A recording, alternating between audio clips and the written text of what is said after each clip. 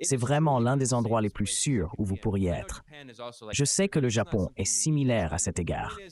Ce n'est pas unique à la Chine, mais il est important de visiter un pays comme la Chine, qui est souvent diabolisé. Lorsque vous venez ici, vous réalisez qu'ils ont résolu de nombreuses choses impressionnantes. Si les gens en Occident étaient plus humbles, ils pourraient apprendre certaines de ces leçons. Ça ne veut pas dire que chaque problème est résolu. L'inégalité est un problème très réel que la Chine s'efforce de résoudre, mais ils ont trouvé des solutions à de nombreux problèmes qui restent très présents aux États-Unis.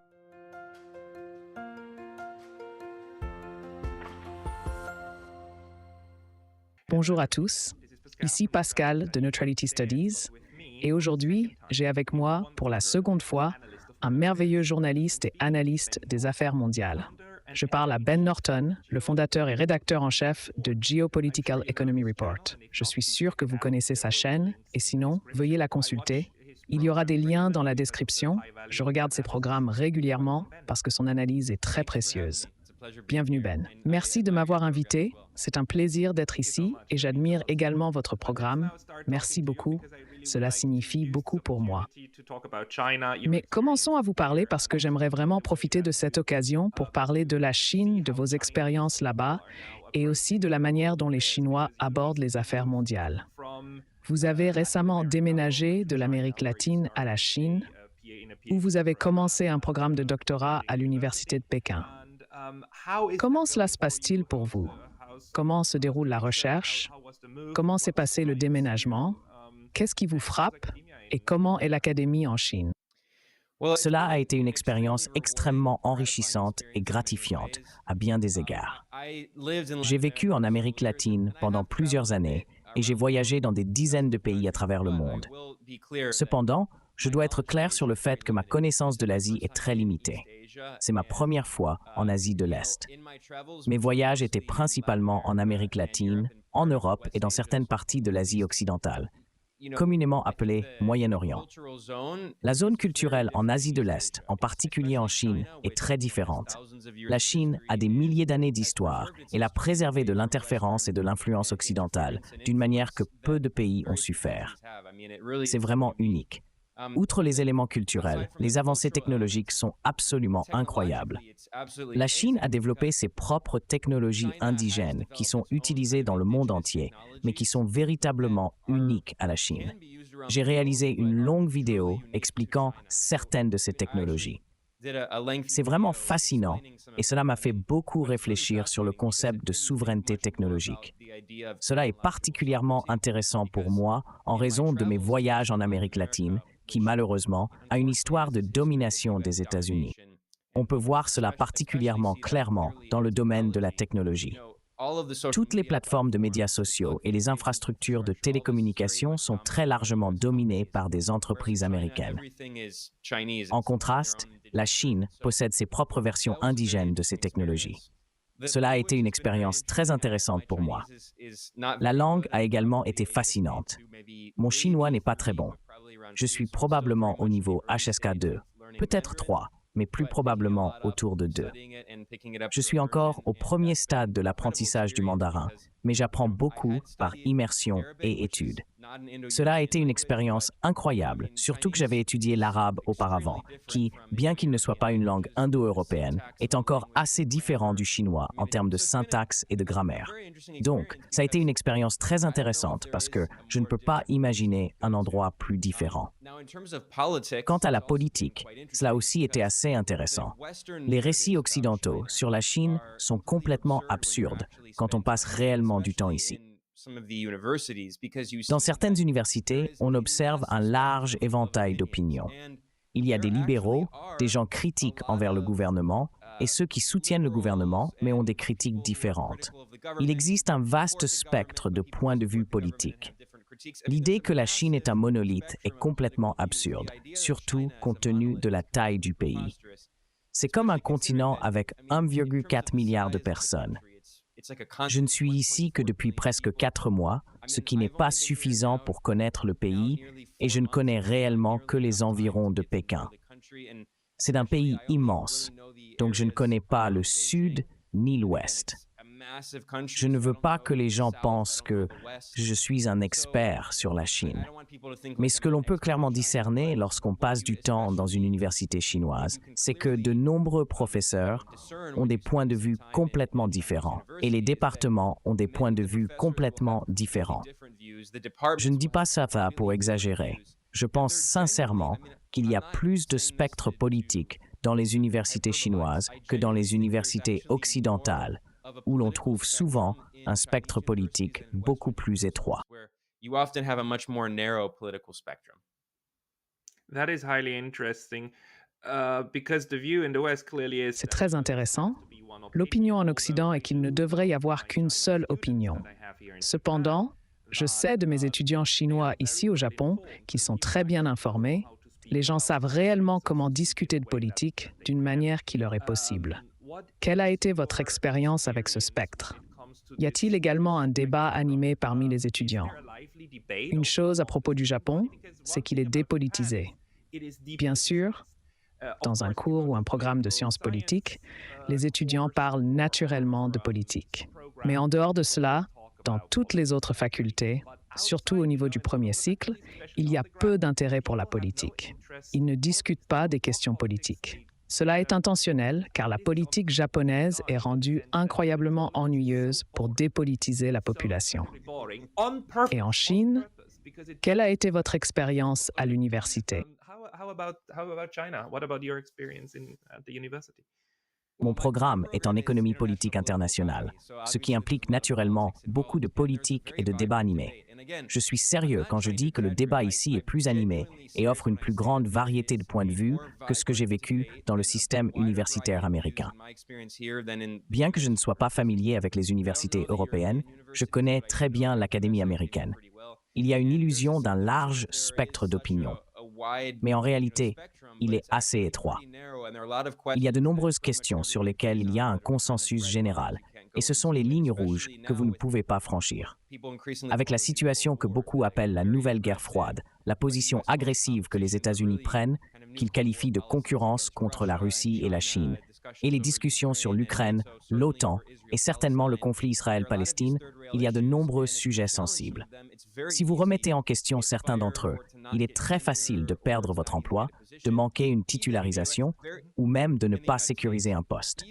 Aux États-Unis, même des universitaires très établis avec une titularisation, comme Joseph Massad à l'Université Columbia, qui est l'un des savants les plus renommés au monde sur l'histoire palestinienne et le conflit Israël-Palestine, sont constamment en train de défendre leur position. Il a un poste permanent et essaie constamment de défendre son emploi contre ces campagnes très macartistes. Le point important, c'est qu'en Chine, il existe une énorme diversité d'opinions. Ce qui est intéressant, surtout dans les universités de Pékin, c'est que la capitale tend à être plus internationale et plus riche. Les intellectuels y sont souvent libéraux, ayant tendance à être plus sympathiques envers l'Occident. Si vous regardez les universités d'élite en Chine, vous trouverez de nombreux libéraux pro-occidentaux qui sont critiques envers le gouvernement. Cependant, il y a aussi des gens qui soutiennent le gouvernement, en particulier dans les universités non élitistes. Il y a véritablement un spectre très large de points de vue. Beaucoup de gens en dehors de la Chine ont cette perspective franchement orientaliste, selon laquelle tout le monde suit obéissamment le gouvernement et vénère Mao et Xi, ce qui est complètement absurde. Il y a un énorme débat en Chine et surtout en ce moment avec de nombreux changements en cours. Le débat est très dynamique. Ce que vous remarquerez, c'est que de nombreux professeurs relativement âgés, ceux qui ont la cinquantaine et la soixantaine, et qui ont commencé leur carrière pendant l'ère de la réforme et de l'ouverture sous Deng Xiaoping en 1968, sont allés étudier en Occident. Ils ont obtenu leur doctorat aux États-Unis ou en Europe et tendent à être maintenant des libéraux pro-occidentaux. Cependant, la génération plus jeune, y compris ceux qui ont la trentaine et les plus jeunes dans la vingtaine, qui ont eu l'expérience de voyager à l'étranger puis de retourner en Chine, ont souvent une perspective différente. Beaucoup d'entre eux, en particulier ceux avec qui j'ai parlé et qui sont allés aux États-Unis, ont été surpris par la situation économique là-bas. L'inégalité croissante, le désespoir, la pauvreté et le sans-abrisme, particulièrement en Californie. Lorsqu'ils retournent en Chine, ils se sentent souvent plus fiers des réalisations et du développement de la Chine. Cette expérience les rend plus soutiens du gouvernement chinois que l'ancienne génération, qui a grandi alors que la Chine est encore très pauvre et qui a une perspective très différente sur la croissance économique du pays. Je veux dire, il y a eu ce moment il y a 3 semaines quand Xi Jinping a visité San Francisco, n'est-ce pas? Et puis il y a eu des discussions sur comment, soudainement, une semaine avant, les États-Unis ont commencé à nettoyer San Francisco et même à emmener les sans-abri pour ne pas être embarrassés. Mais c'est le genre de choses, la Chine a sorti environ 800 millions de personnes de la pauvreté pour les amener dans la classe moyenne. Il reste encore un certain niveau de pauvreté, en particulier dans les zones rurales, mais la Chine travaille réellement là-dessus. Il semble que dans l'Ouest, aux États-Unis et aussi en Europe, ça va dans l'autre sens. Les gouvernements ne semblent tout simplement pas se soucier de la façon dont les gens vivent. Ils leur disent en face qu'ils ont des centaines de milliards de dollars pour combattre une guerre en Ukraine et payer les salaires des employés ukrainiens. Mais ils prétendent qu'il n'y a pas d'argent pour leurs propres citoyens. Il n'y a tout simplement pas d'argent. C'est le discours néolibéral. Et je sais que tu critiques beaucoup cela. Mais de toute évidence, les choses semblent aller dans une direction différente en Chine. Lorsque tu t'y es installé, as-tu pu voir comment les dépenses publiques sont très différentes de celles des États-Unis et de l'Occident? Ouais, c'est le jour et la nuit. Je veux dire, surtout parce que je suis né et j'ai grandi aux États-Unis, bien que j'ai passé plusieurs années en Amérique latine. On peut comparer beaucoup de choses entre la Chine et l'Amérique latine à cet égard. Là-bas, les gouvernements investissent réellement dans les programmes sociaux, la sécurité et les infrastructures. Rien qu'en considérant les infrastructures, même en comparant les États-Unis à l'Europe, de nombreux pays européens ont réduit leurs investissements dans les infrastructures au fil du temps. Cela est particulièrement évident maintenant avec le gouvernement allemand, qui, bien qu'étant ostensiblement social-démocrate, applique des politiques d'austérité néolibérales. Malgré les politiques d'austérité imposées dans l'UE depuis des décennies, l'investissement social est encore bien plus élevé qu'aux États-Unis, où il y a chaque année plus de 1000 déraillements de trains. Nous avons vu d'énormes catastrophes, comme celle d'East Palestine, Ohio, qui ont été horribles. Mais en général, les transports publics aux États-Unis sont de loin les pires de tout le monde industrialisé. Ça ne peut pas être pire. Quand on voit les trains, je veux dire, j'ai pris des trains Amtrak aux États-Unis, qui sont une blague. Ils sont tellement lents, ils sont chers, et il y a très peu de lignes. Comparé aux trains chinois, c'est vraiment comme si vous étiez dans le futur.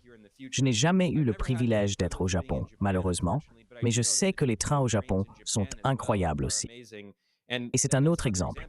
Je veux dire, ce n'est pas seulement la Chine, mais surtout quand on considère la taille de la Chine et à quel point elle était pauvre il y a seulement quelques décennies et à quelle vitesse elle s'est développée, c'est vraiment incroyable. Ensuite, il y a la question de la sécurité. En plus du fait qu'il n'y a pas de sans-abri, par exemple, je connais bien Pékin. J'ai aussi visité certaines des zones entourant Pékin, y compris certaines des petites villes. Mais je ne vais pas mentir. Je ne connais pas le sud et l'ouest parce que la Chine est immense. J'espère être ici pendant plusieurs années et prévois de mieux connaître le pays. Mais le point est que je n'ai pas seulement été en ville. Je suis allé dans certaines des villes relativement rurales et plus pauvres autour de Pékin, et il n'y a pas de sans-abri. De toute évidence, beaucoup de gens ont été sortis de la pauvreté, mais vivent encore dans des conditions très modestes, et c'est encore un pays en développement. Quand vous avez 1,4 milliard de personnes, sortir 800 millions de l'extrême pauvreté est très ambitieux. L'extrême pauvreté est très faible. La barre est généralement autour de 5 $ par jour, en dollars américains par jour. Mais sortir les gens de la pauvreté relative, avec les inégalités qui existent encore, est également très difficile. Donc le point est que c'est encore en développement. Mais il y a des choses de base, comme l'absence de sans-abrisme ou que vous alliez. Donc tout le monde a un toit. Les soins de santé sont extrêmement abordables. Et ce n'est pas seulement à cause du taux de change. Je veux dire, c'est toute une longue conversation. Mais le coût de la vie en Chine est tellement abordable. Ce n'est pas seulement à cause du taux de change. Ce qui est drôle, c'est que les critiques occidentaux de la Chine accusent constamment le gouvernement chinois de dévaluer intentionnellement la monnaie pour rendre leurs exportations plus compétitives. comme si c'était un crime. De nombreux pays font cela. Mais en même temps, ils refusent de mesurer la taille de l'économie chinoise en utilisant la parité de pouvoir d'achat, qui ajuste en fonction du coût de la vie. Au lieu de cela, ils utilisent le taux de change et ensuite, ils utilisent les mesures du PIB nominal pour faire paraître l'économie chinoise plus petite qu'elle ne l'est réellement. Il y a cette approche du « vouloir le beurre et l'argent du beurre » qui est très biaisée de la part de certains universitaires occidentaux. Mais le point est que le coût de la vie est tellement abordable. J'ai mentionné les transports, mais la sécurité est une autre partie de cela. Vous savez, ce qui est drôle, c'est qu'il y a toute cette propagande occidentale sur la Chine étant cette horrible dystopie de surveillance. Il y a cette idée que vous êtes toujours observé. En réalité, il y a tout autant de caméras aux États-Unis. C'est très courant aux États-Unis, par exemple, d'avoir des caméras à certains des principaux feux de circulation. Si vous passez en voiture, ils prendront une photo de vous pour mesurer votre vitesse. Et ensuite, ils vous enverront un ticket si vous dépassez la vitesse autorisée. Ces dispositifs existent aussi en Chine. La différence est qu'il n'y a presque pas de crimes violents. C'est extrêmement sûr. C'est quelque chose à quoi les hommes ne pensent peut-être pas autant, mais c'est particulièrement important pour les femmes. Beaucoup de femmes avec qui j'ai parlé veulent sortir avec leurs amis un vendredi ou un samedi soir et s'inquiètent de rentrer chez elles à 2 ou 3 heures du matin. Cependant, c'est vraiment l'un des endroits les plus sûrs où vous pourriez être. Le Japon est similaire à cet égard. Donc cette sécurité n'est pas unique à la Chine. Mais le point est qu'il est vraiment important de visiter un pays comme la Chine, qui est souvent diabolisé. Quand vous venez ici, vous réalisez qu'ils ont résolu de nombreuses choses qui sont vraiment impressionnantes. Si les gens en Occident étaient plus humbles, ils pourraient apprendre de certaines de ces leçons. Cela ne veut pas dire que tous les problèmes en Chine sont résolus. L'inégalité est un problème très réel que la Chine s'efforce de résoudre. Cependant, ils ont abordé de nombreux problèmes qui sont encore très présents aux États-Unis, tels que le grave problème des sans-abri, la pauvreté visible, l'infrastructure dégradante et les transports publics horribles, sans parler de l'insécurité et du problème de la violence par arme à feu, qui est un problème particulièrement unique aux États-Unis. Je pense que nous devrions faire preuve de plus d'humilité. Les gens des États-Unis pourraient apprendre beaucoup en regardant des pays comme la Chine. Je suis tout à fait d'accord. Pas seulement avec les États-Unis, mais aussi avec l'Europe. Nous avons encore ce problème où nous pensons être supérieurs, croyant tout savoir mieux que les autres, et nous essayons d'imposer nos vues aux autres peuples, n'est-ce pas? La Chine, heureusement, comme d'autres pays tels que le Japon à l'époque, bien que cela remonte à plus de 100 ans, après la Seconde Guerre mondiale, ainsi que certains États d'Asie du Sud-Est, n'ont pas simplement suivi aveuglément les conseils. Ils ont entendu parler des réformes néolibérales et ont dit d'accord, faisons semblant de les appliquer, mais ensuite, ils ne les ont pas mises en œuvre. Au lieu de cela, ils ont fait exactement ce que vous soulignez. Ils ont développé leur propre infrastructure. Il n'y a rien de plus important que de pouvoir produire son propre acier et son propre ciment. Et comme vous l'avez mentionné pour la Chine, ils sont allés plus loin. Ils n'ont pas seulement construit leurs propres trains et routes, mais aussi leur propre infrastructure numérique, que la plupart des pays ont négligée. Nous utilisons actuellement un logiciel américain pour nous parler. Zoom est américain. Pratiquement tout est américain. Et vous pouvez voir comment les États-Unis paniquent à propos de TikTok. Même si TikTok a presque complètement rompu ses liens avec la Chine, la simple idée qu'il soit originaire de Chine suffit à provoquer une réaction significative, ce qui est presque amusant à observer. Pendant ce temps, les États-Unis adoptent des lois exigeant que des entreprises comme Apple et Google créent des portes dérobées, permettant aux États-Unis de potentiellement espionner n'importe qui dans le monde. Pourtant, ils sont terrifiés à l'idée que la Chine puisse faire de même. Le niveau de projection est tout simplement énorme. Pascal, si je peux vous interrompre brièvement, je suis à 100% d'accord. Ce sont d'excellents points, en particulier en ce qui concerne la manière dont les États-Unis critiquent d'autres pays pour prétendument ne pas s'engager dans une économie de marché libre et violer la concurrence. Pourtant, lorsqu'une plateforme de médias sociaux émerge comme une sérieuse concurrence, les États-Unis utilisent la sécurité nationale comme excuse pour essayer de détruire cette concurrence. Mais je veux aborder très brièvement la question du Japon. Ce qui est également très intéressant, c'est que si vous étudiez le développement japonais, et mon domaine est l'économie politique internationale, avec un vif intérêt pour l'économie du développement, qui est vraiment mon principal domaine de recherche, vous constaterez que le Japon, avec la Corée du Sud et Singapour, les soi-disant tigres asiatiques, n'ont pas suivi le modèle de développement néolibéral. Aucun pays ayant fait la transition d'un statut de faible revenu à un statut de revenu élevé n'a utilisé le modèle de développement néolibéral. En fait, ils ont employé un modèle de développement dirigé par l'État, qui a été ironiquement qualifié de vieille école américaine d'Alexander Hamilton ou de l'école nationale. Il y a un article très intéressant que j'ai récemment lu dans le magazine The Atlantic des années 90. Un économiste occidental, très néolibéral, est allé au Japon et a découvert que les économistes japonais travaillant avec le gouvernement n'étaient pas néolibéraux. Au lieu de cela, ils suivaient les principes d'Alexander Hamilton et de l'économiste allemand du développement Friedrich List. Plus précisément, ils se référaient à l'École nationale de développement, une école américaine du 19e siècle. Cette école préconisait 3 politiques principales pour stimuler le développement économique. Premièrement, il devrait y avoir un investissement massif de l'État dans les infrastructures et l'éducation. Deuxièmement, des politiques protectionnistes sont nécessaires pour construire des industries naissantes, en particulier dans les technologies avancées. Troisièmement, l'État doit avoir un certain contrôle sur le système financier. En Chine, par exemple, toutes les grandes banques sont nationalisées, ce qui constitue une forme de banque socialisée. C'est crucial et souvent négligé, même si cela inclut les 4 plus grandes banques du monde en termes d'actifs. Cependant, ce qui est moins connu, c'est que la Banque centrale du Japon était célèbre pour avoir mis en œuvre ce qu'on appelait la guidance par la fenêtre. Il s'agissait essentiellement d'une politique où la Banque centrale du Japon, le système bancaire a été fortement pressé de fournir des prêts très avantageux à des taux d'intérêt bas sur de longues périodes aux industries stratégiques. Cela avait pour but de développer le secteur technologique, en particulier les technologies utilisées dans les premières automobiles et motocyclettes, ce qui a conduit à la création de l'industrie automobile. Cela a également mené à l'émergence de grandes entreprises comme Sony, qui a commencé par l'électronique grand public. Tout cela a été réalisé grâce à d'importantes politiques protectionnistes et au soutien de l'État. Il en va de même pour la Corée du Sud. Par conséquent, l'idée que ces pays se sont développés en utilisant le modèle imposé par le FMI et la Banque mondiale est anachronique et historiquement inexacte. Certains soutiennent qu'il y a plus de similitudes entre les modèles de développement du Japon, de la Corée du Sud et de Singapour et le modèle chinois qu'avec le modèle occidental qu'ils ont adopté plus tard. Le Japon connaît une stagnation économique depuis les années 1980 à la suite de l'accord du Plaza qui a considérablement surévalué le yen japonais.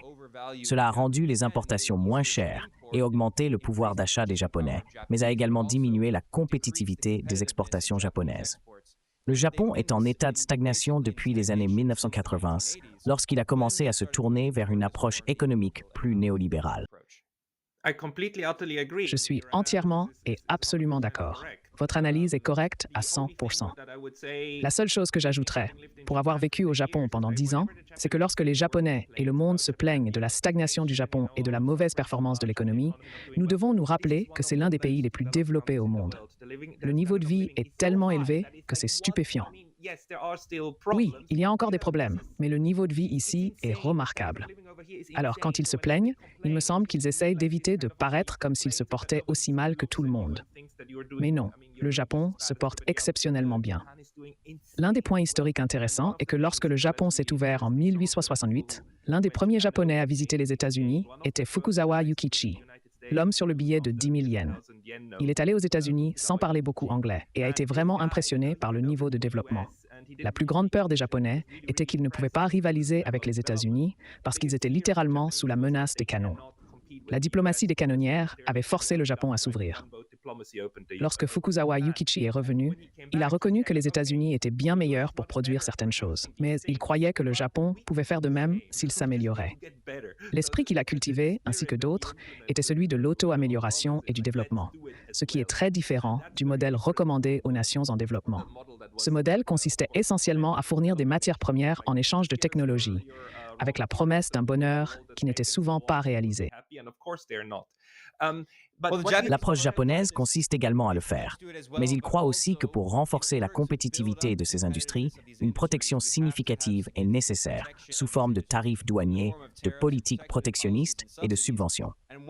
Une fois que les industries naissantes sont suffisamment fortes pour concurrencer à l'international, ils envisageront alors le libre-échange. Cependant, Le libre-échange est souvent prôné par les pays après qu'ils se soient développés au point de pouvoir se le permettre. Lorsque vous êtes encore en développement, vous ne vous concentrez pas sur le libre-échange. C'est exactement ce qui s'est passé au Japon. L'économiste du développement sud-coréen Ha Jun Chong a très bien illustré cela dans ses livres, tels que Kicking Away the Ladder.